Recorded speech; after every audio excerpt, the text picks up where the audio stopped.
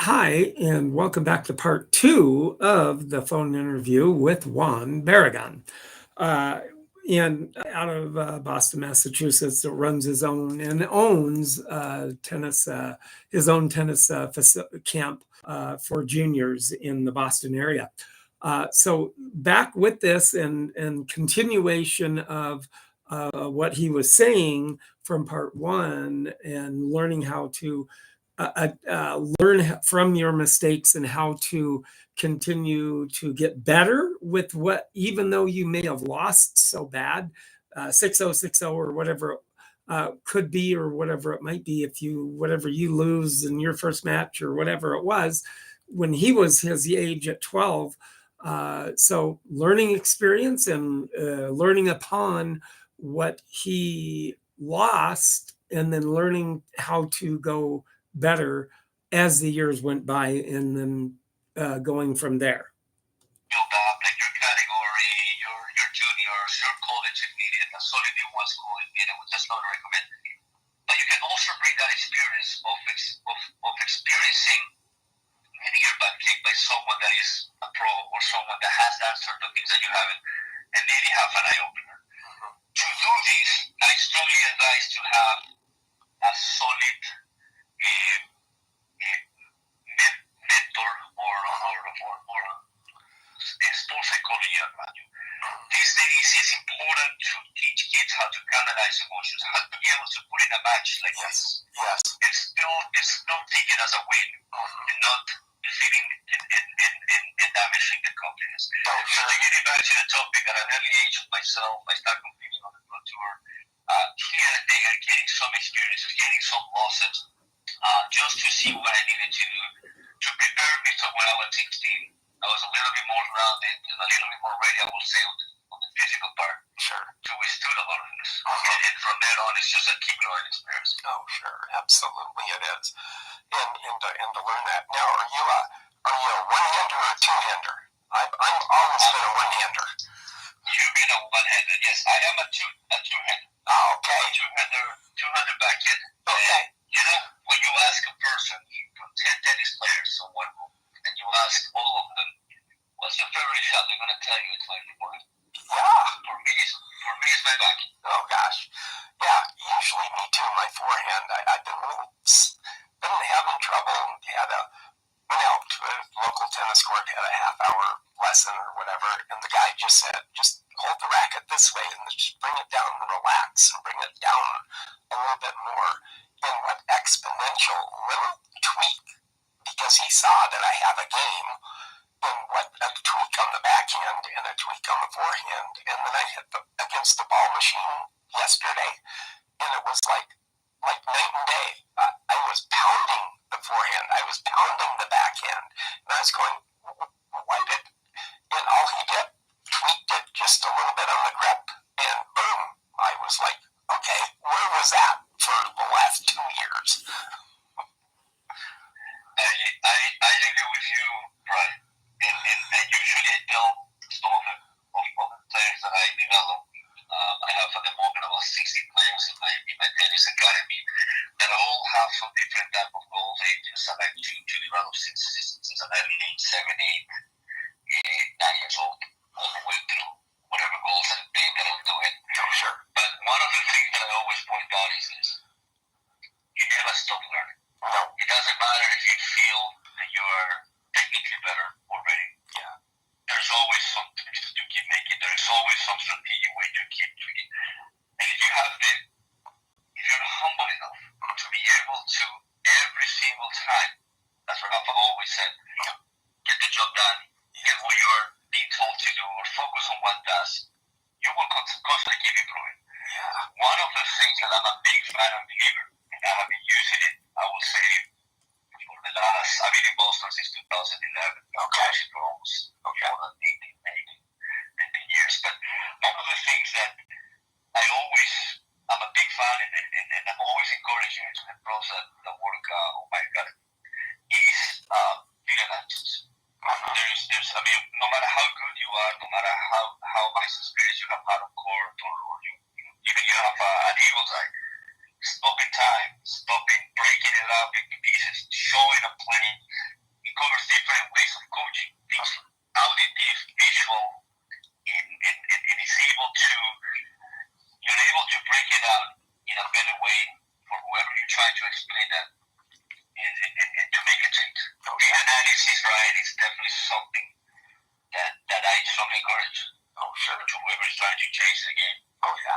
absolutely. And then what, And that kind of goes to show you that if you're always willing to learn, and even at my age, I knew I was having trouble with keeping the ball in or hitting the ball, even serving the ball was until I had the little bit of a lesson, a little bit of a tweak of the forehand and how to approach it.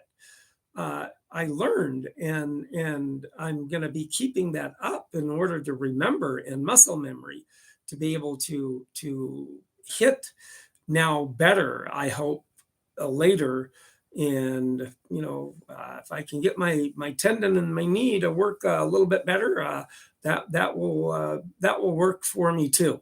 But yeah, always willing to learn, no matter how old you are, young or old, always willing to learn just to keep going. like I said, he could see that I have a game. I've been playing tennis for like over 50 years myself. And, like I said, grew up and started in the late 60s and have continued it all through my career. But, I'm quite a bit older than you. I'm 68, but I still feel like I'm not 68 at all because I still get out and still play singles too. Yes.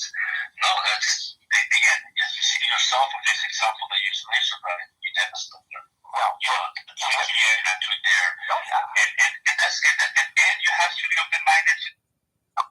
Grew up and started in the late 60s and have continued it all through my career. But, I'm quite a bit older than you. I'm 68, but I still feel like I'm not 68 at all because I still get out and still play singles too. Yes. No, that's, again, you see yourself with this example that you mentioned, right? You never stop there. Well, You have to get into it there. Oh, yeah. And you have to be open-minded to the. Sorry about that. I just hit the back up 15 seconds. So sorry about that little mishap, but we'll continue here. He had such insight to be able to, of what he does now with who he has under his tutelage at his club, his tennis academy.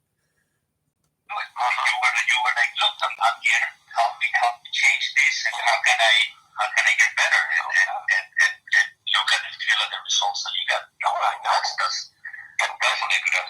Yeah, and just that little bit, and it's like, oh my gosh, it just exponential. Like, man, what?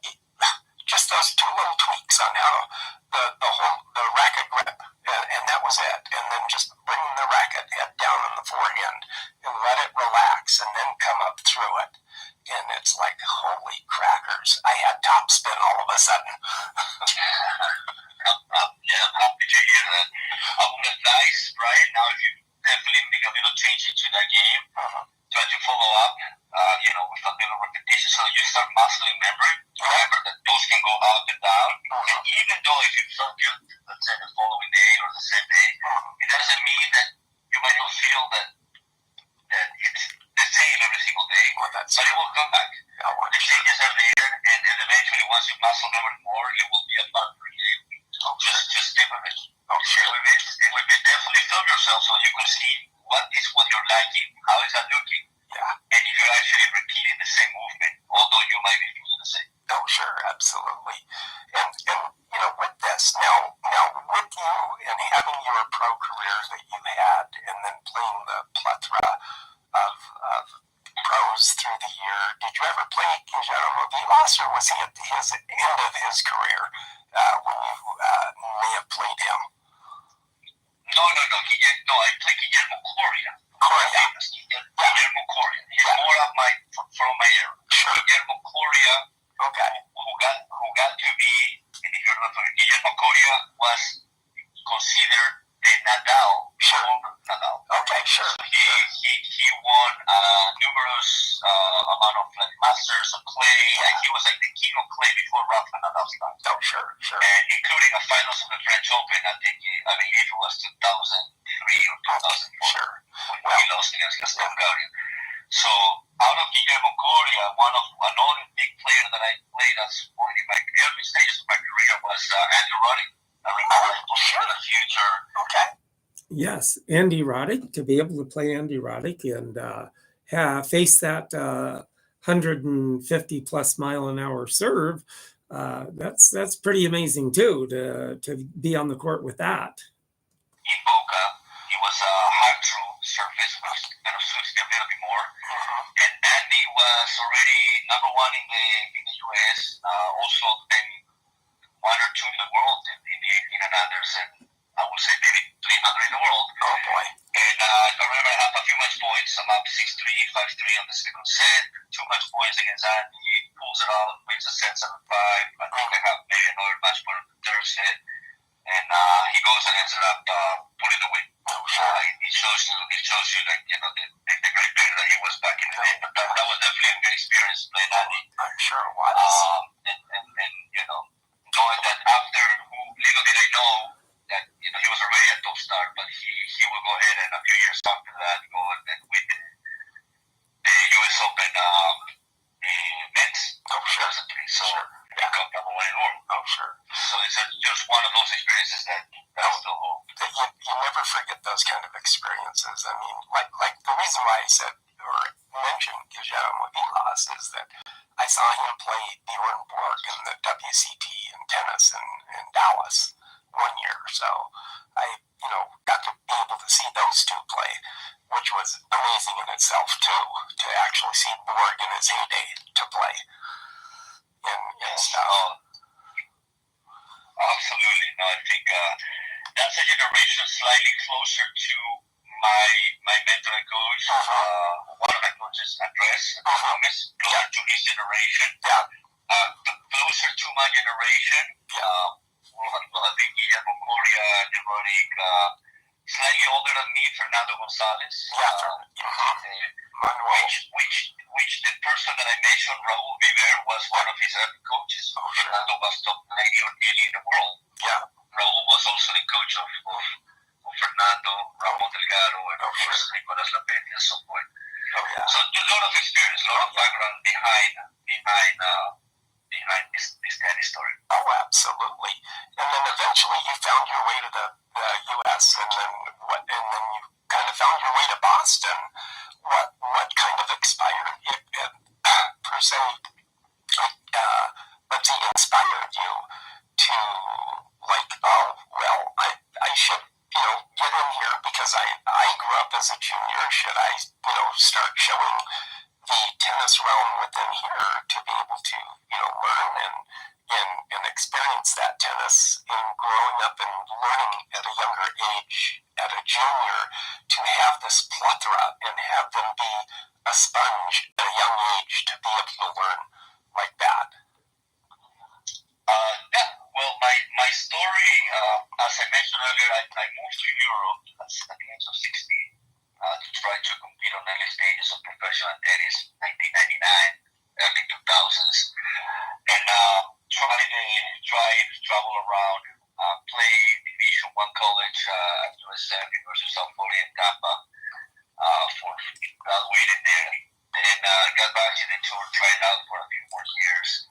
And then I'm a person who's always liked to try different states, different areas. I think I love the states. I lived in Europe for a chunk of my life, but I moved to the States after college, and I stay around here. I live in Philadelphia, live in New York, live in Florida, all around.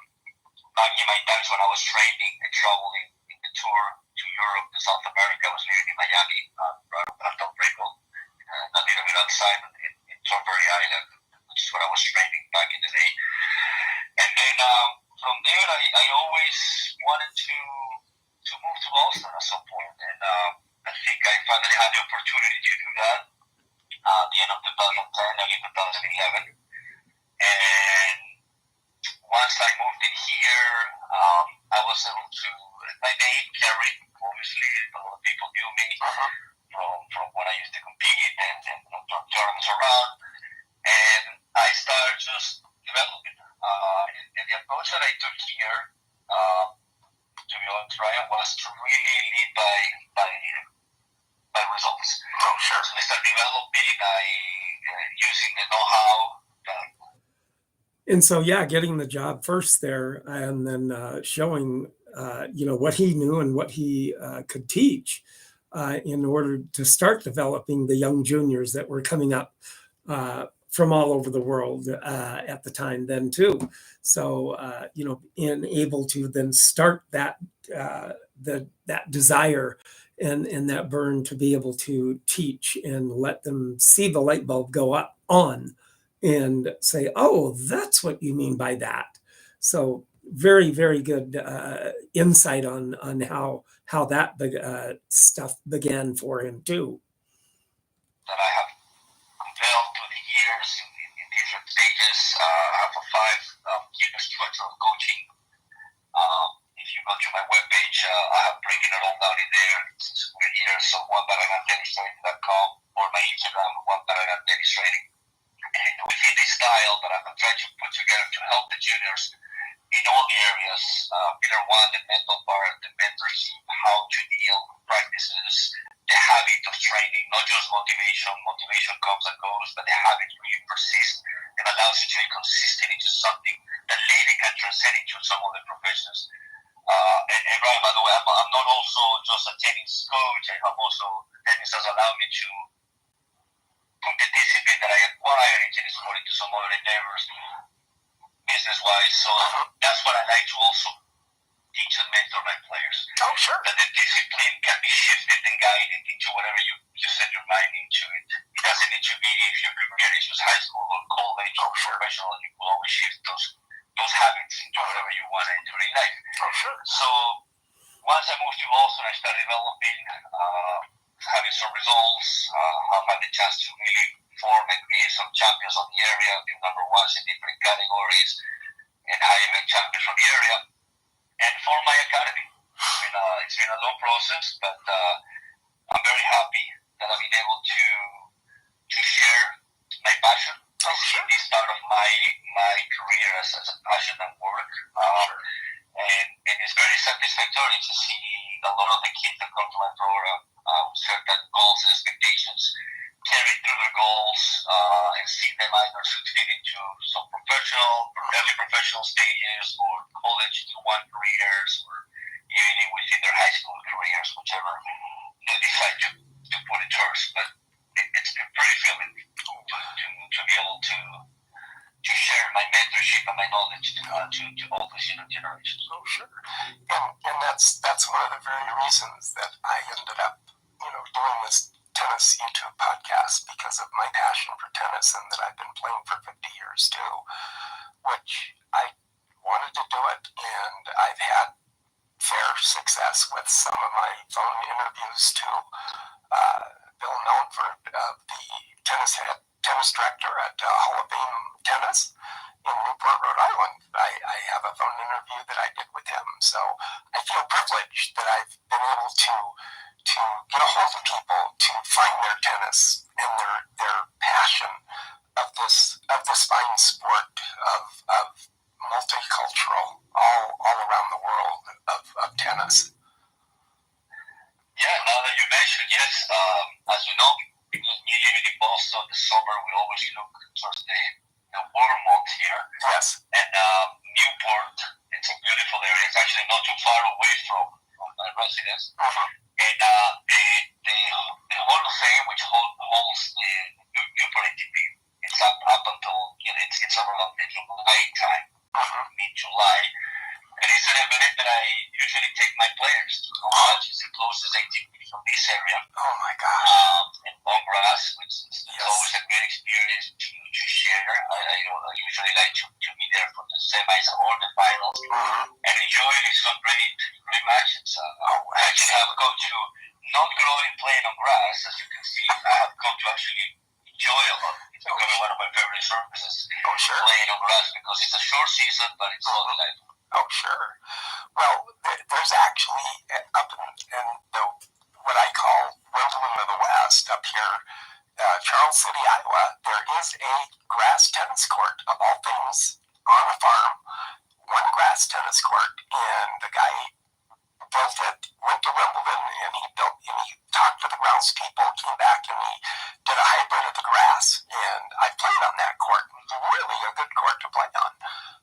But it's called, the Iowa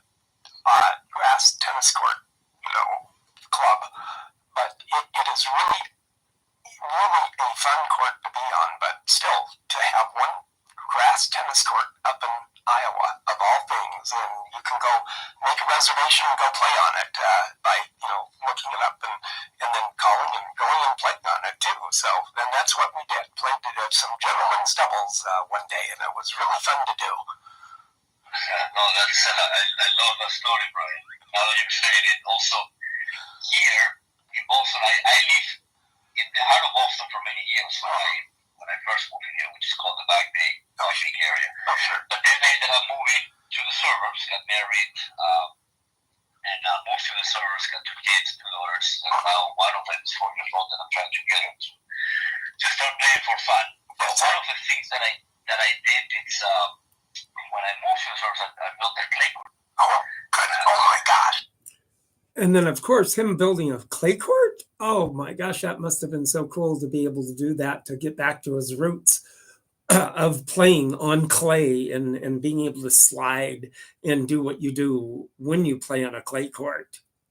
I'd have to come visit you on that so you can teach me some things on clay.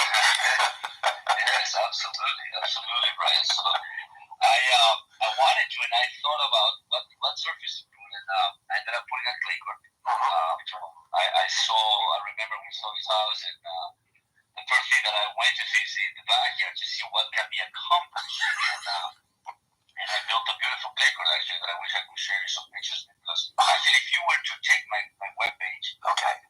Or my Instagram, I think I might have put, or even on my Facebook, I might have put a picture of my court. It's a beautiful one because it has all these 120-feet trees on the back. Oh my and gosh. it cannot get like this. And I've traveled the world, I've seen many courts, but it's a very nice look, especially in the summers. Oh, I'm sure. Red clay? I did not put in red clay. I actually just did it.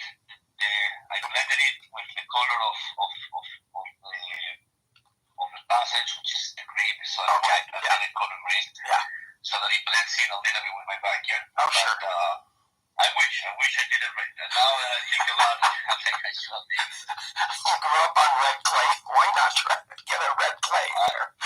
I know. I thought about it, and then I'm like, well, I should have. Oh, yeah. Well, there's no time like the present. Just get rid of it and put the red clay in. So then you might have some pros come in before going to Europe, and they can play on the red clay. Absolutely. Actually, it's been great. Actually, on the times of COVID, COVID hit, most of the clubs and courts were closed. Something that I did, since I knew all the players from the area, players who were starting on the early professional stages of professional tour, great players from college around. Oh, sure. I did a few on my house. I did a few just money terms. I just put from my own pocket some money for the players who couldn't be playing. Just to put some chairs around. I did my course just like a stadium view. Yes. And got some of the players who couldn't do much back on those times to play some tennis. Oh yeah, absolutely. We'll do it, and it was fun to be able to give back. Oh yeah, absolutely. To be able to give back during that time, and when the pros were not able to play, and all of that, and kind of up in a big quandary. But but that's good that to be able to put that back into tennis and let them experience, have that fun, to be able to compete in playing tennis, all right, stuff. So. Yeah, no, it was pretty neat. I mean, as I said, Brian, and probably everyone who has been in a high competitive setup, like I have had the luck to.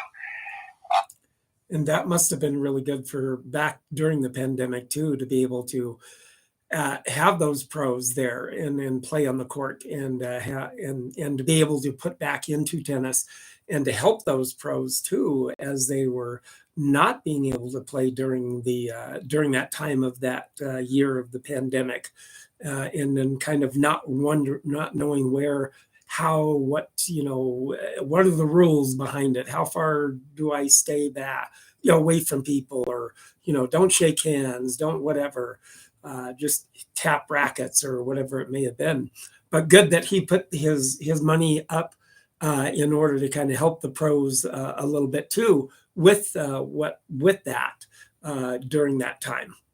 Tennis have provided me many different things, from discipline, from habits, but above all, worldwide relationships, as we talked already, a life of living, great sport, healthy one.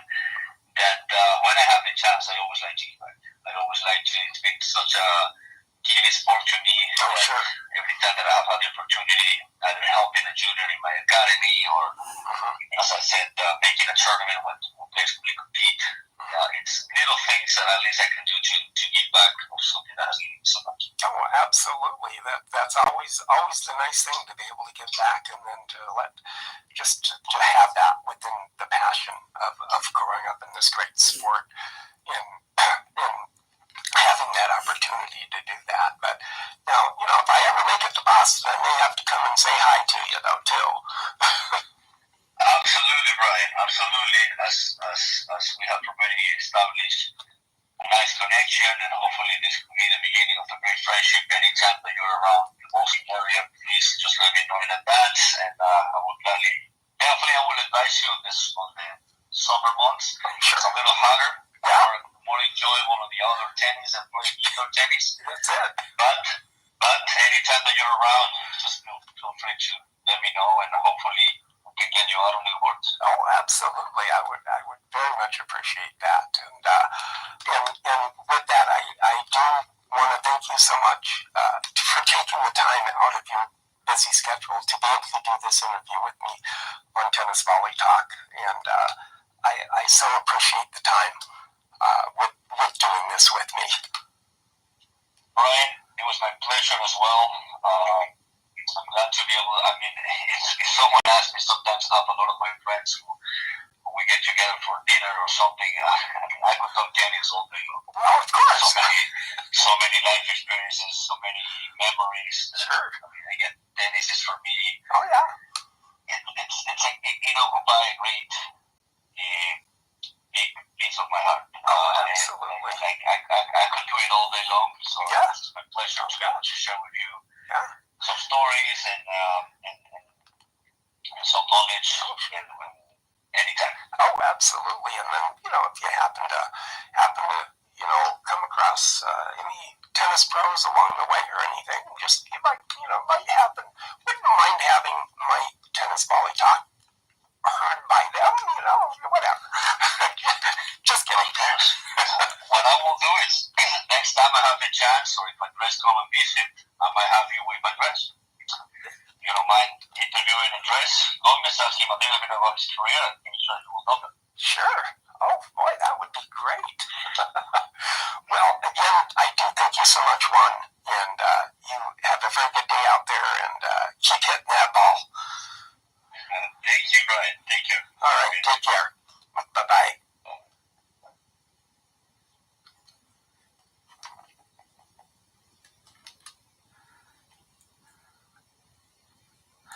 Well, that was it for that interview. Yeah. So thus concluded part 2 of my phone interview with Juan Barragan. So it was very insightful, very enjoyable to do, and be able to talk to somebody like that, and especially from Ecuador, and playing on clay when he grew up at his age and all of that. But however, now with this, you YouTubers, just want to let you know to be sure and subscribe, like, make a comment, what you might like on, and if you like the phone interviews that I do, I like doing them. I've been able to be lucky enough to be able to have people like this to be able to talk to about tennis also. And then now with this, with today, going to be doing the racket of the day. And the racket of the day right now, it's a older racket. Here with this, you're probably in around about the late 1920s into the late 1930s is with this, the hole in the throat here, part of it here with this. Now this happens to be a Wright-Dixon manufacturer of the racket. And it's a very good still wood, light wood, or a kind of a little dark wood to it there. And it still has the cow gut or cat gut strings with it there. And then, it has the with the wooden handle there too.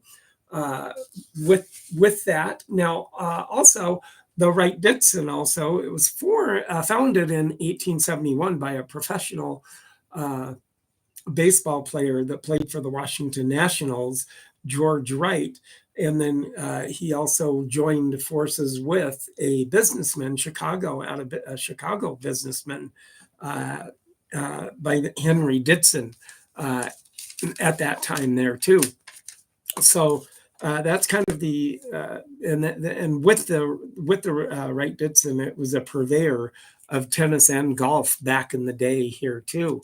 Now this also, it says that it's made by Wright Dixon, strung by Top Flight Construction. Top Flight Construction is who it was done by. And there we go here. And then in the other part of it here is that this racket, Wright Dixon makers, made in the USA, and then of course strung by patented Top Flight Construction. Now also it was under the line of or from A.G. Spalding, which then also was a pro baseball player back in Chicago by Spalding, and he played for the Chicago White Stockings back in the day. However, patented in Great Britain and Canada, patent April 3rd, 1928. So this racket is 1928. Patent date April 3rd, 1928. So still in very good shape here. Like I said, probably mid to late 20s to the late 30s is when it was made. Very sturdy racket, still a very big grip on it then too with that racket. But all in all, a very good, sturdy racket. It's still in very good shape there. With the strings, you keep the broken strings on it though too. But all in all, Wright Dixon Eagle is what it was called, the Eagle racket, and still very good, sturdy wood. Not really sure what kind of wood it is, but still very sturdy, nice looking racket, and still straight. It's not warped in any way. So yeah, very, very good racket. And then to be as old as it is, to be in this good a shape still is really good too. So with that, you YouTubers, you're seeing it. You podcasters, if you do want to take a look at it, YouTubers, if you want to like, comment, and subscribe, and then you podcasters, if you do want to take a look at it, make a comment. Subscribe, like my channel. If you want to see what I'm talking about, go to my YouTube channel, Tennis Volley Talk. So with that too, I do thank you for listening and letting me come into you today. And then wherever you're at, if you're inside playing or if you're outside playing, enjoy this week coming up in tennis. And thank you for listening again. And everybody have a very good week playing tennis. Thank you.